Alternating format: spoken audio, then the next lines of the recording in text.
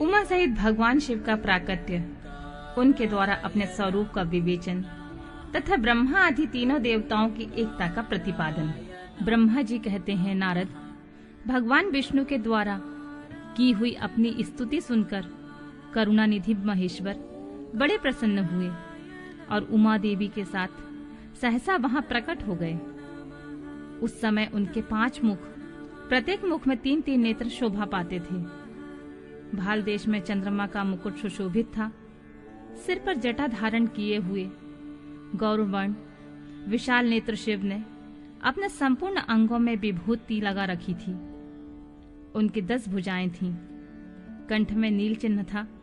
उनके शरीर अंग समस्त आभूषण से विभूषित थे। उस सर्वांग सुंदर शिव के मस्तक भस्ममय त्रिपुंड से अंकित थे। ऐसे विशेषणों से युक्त परमेश्वर महादेव को भगवती उमा के साथ उपस्थित देख मैंने और भगवान विष्णु ने पुनः प्रिय वचनों द्वारा उनकी स्तुति की। तब पापहारी करुणा कर भगवान महेश्वर ने प्रसन्नचित होकर उन श्री विष्णुदेव को शास्त्र रूप से वेद का उपदेश सुनाया। मुने, उसके बाद शिव ने परमात्मा श्री हरि को गुहा ज्ञान प्रदान किया। फिर उन परमात्मा ने कृपा करके मुझे भी वह ज्ञान दिया। वेद का ज्ञान प्राप्त करके कृतार्थ हुए भगवान विष्णु ने मेरे साथ हाथ जोड़कर महेश्वर को नमस्कार करके पुनः उनसे पूजन की विधि बताने तथा सदुपदेश देने की प्रार्थना की। ब्रह्मा जी कहते हैं, मुने, श्री हरि की यह बात सुनकर अत्यंत प्रसन्न हुए करुणा निधान भगवान शिव ने प्रीतिपूर्वक यह बात कही। सुरश्रेष्ठ गण, मैं तुम दोनों की भक्ति से निश्चित ही बहुत प्रसन्न हूं। तुम लोग मुझ महादेव की ओर देखो। इस समय तुम्हें मेरा स्वरूप जैसा दिखाई देता है वैसा ही रूप का प्रयत्न पूर्वक पूजन चिंतन करना चाहिए। तुम दोनों महाबली हो और मेरी स्वरूप भूता प्रकृति से प्रकट हुए हो। मुझ सर्वेश्वर के दाएं बाएं अंगों से तुम्हारा प्रादुर्भाव हुआ है। ये लोक पितामह ब्रह्मा मेरे दाहिने पार्श्व से उत्पन्न हुए हैं और तुम विष्णु मुझ परमात्मा के वांग पार्श्व से प्रकट हुए हो। मैं तुम दोनों पर भली भांति प्रसन्न हूँ और तुम्हें मनोवांछित वर देता हूँ। मेरी आज्ञा से तुम दोनों की मुझ में सुदृढ़ भक्ति है। ब्राह्मण, तुम मेरी आज्ञा का पालन करते हुए जगत की सृष्टि करो। वत्स विष्णु, तुम इस चराचर जगत का पालन करते रहो। ऐसा कहकर भगवान शंकर ने हमें पूजा की उत्तम विधि प्रदान की, जिसके अनुसार पूजित होने पर वे पूजक को अनेक प्रकार के फल देते हैं। शंभु की उपयुक्त बात सुनकर मेरे सहित श्री हरि ने महेश्वर को हाथ जोड़कर प्रणाम करके कहा, प्रभु, यदि हमारे प्रति आपके हृदय में प्रीति उत्पन्न हुई है और यदि आप हमें वर देना आवश्यक समझते हैं तो हम यही वर मांगते हैं कि आप में हम दोनों की सदा अनन्य और अविचल भक्ति बनी रहे। ब्रह्मा जी कहते हैं, मुने, श्री हरि की यह बात सुनकर भगवान हर ने पुनः मस्तक झुकाकर प्रणाम करके हाथ जोड़े खड़े हुए उन नारायण देव से कहा, मैं सृष्टि पालन और संहार का करता हूँ, सगुण और निर्गुण हूँ तथा सच्चिदानंद स्वरूप निर्विकार पर ब्रह्म परमात्मा हूँ। विष्णु, सृष्टि रक्षा और प्रलय रूप गुणों अथवा कार्यों के भेद से ही ब्रह्मा विष्णु और रुद्र के नाम धारण करके 3 स्वरूपों में विभक्त हुआ हूँ। वास्तव में मैं सदा निष्कल हूँ। विष्णु, तुमने और ब्रह्मा ने मेरे अवतार के निमित्त जो स्तुति की है, तुम्हारी उस प्रार्थना को मैं अवश्य सच्ची करूंगा, क्योंकि मैं भक्त वत्सल हूँ। ब्राह्मण, मेरा ऐसा ही परम उत्कृष्ट रूप तुम्हारे शरीर से इस लोक में प्रकट होगा, जो नाम से रुद्र कहलाएगा। रुद्र की सामर्थ्य मुझ में कम नहीं होगी। जो मैं हूँ वही यह रुद्र है। पूजा की विधि विधान की दृष्टि से भी मुझ में और उसमें कोई अंतर नहीं है। जैसे ज्योति का जल आदि के साथ संपर्क होने पर भी उसमें स्पर्श दोष नहीं लगता, उसी प्रकार मुझे निर्गुण परमात्मा को भी किसी के संयोग से बंधन नहीं प्राप्त होता। यह मेरा शिव रूप है। जब रुद्र प्रकट होंगे तब वे भी शिव के तुल्य होंगे। महामुने, उनमें और शिव के परायेपन का भेद नहीं करना चाहिए। वास्तव में एक ही रूप में सब जगत में व्यवहार निर्वाह के लिए दो रूप में विभक्त हो गया। अतः शिव और रुद्र में कभी भेद बुद्धि नहीं करनी चाहिए। वास्तव में सारा दृश्य ही मेरे विचार से शिव रूप है।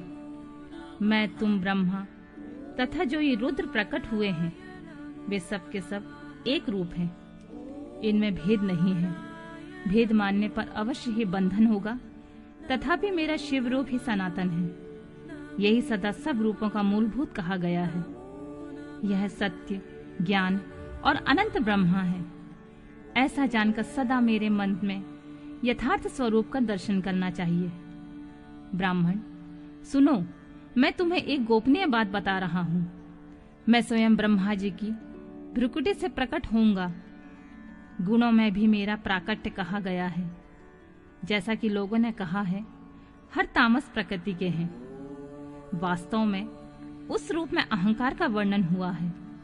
उस अहंकार को केवल तामस ही नहीं, वैकारिक, सात्विक भी समझना चाहिए, क्योंकि सात्विक देवगण वैकारिक अहंकार की ही सृष्टि है।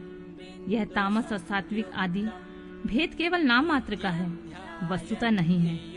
वास्तव में हर को तामस नहीं कहा जा सकता। ब्राह्मण, इस कारण से तुम्हें ऐसा करना चाहिए। तुम तो इस सृष्टि के निर्माता बनो और श्री हरि इसका पालन करें, तथा मेरे अंश से प्रकट होने वाले जो रुद्र हैं वे इनका प्रलय करने वाले होंगे। ये जो उमा नाम से विख्यात परमेश्वरी प्रकृति देवी हैं, इन्हीं की शक्ति भूता वाम देवी ब्रह्मा जी का सेवन करेंगी। फिर इन प्रकृति देवी से वहां जो दूसरी शक्ति प्रकट होगी वे लक्ष्मी रूप से भगवान विष्णु का आश्रय लेगी। तदंतर पुनः काली नाम से जो तीसरी शक्ति प्रकट होगी वे निश्चय ही मेरे अंशभूत रुद्र देव को प्राप्त होंगी। वे कार्य सिद्धियों के लिए वहां ज्योति रूप में प्रकट होंगी। इस प्रकार मैंने देवी के शुभ स्वरूपा पराशक्तियों का परिचय दिया। उनका कार्य क्रमशः सृष्टि पालन और संहार का संपादन ही है। सुरश्रेष्ठ, ये सब के सब मेरी प्रिय प्रकृति देवी की अंशभूता है। हरे, तुम लक्ष्मी का सहारा लेकर कार्य करो। ब्राह्मण, तुम्हें प्रकृति के अंशभूता वाग्य देवी को पाकर मेरी आज्ञा के अनुसार मन से सृष्टि कार्य का संचालन करना चाहिए। मैं अपने प्रिय के अंशभूता परात्पर काली का आश्रय ले रुद्र रूप में प्रलय संबंधी उत्तम कार्य करूंगा। तुम सब लोग अवश्य ही संपूर्ण आश्रमों में तथा उनसे भिन्न अन्याय विविध कार्यों द्वारा चारों वर्णों से भरे हुए लोक की सृष्टि एवं रक्षा आदि करके सुख पाओगे। हरे, तुम ज्ञान विज्ञान से संपन्न तथा संपूर्ण लोकों के हितैषी हो।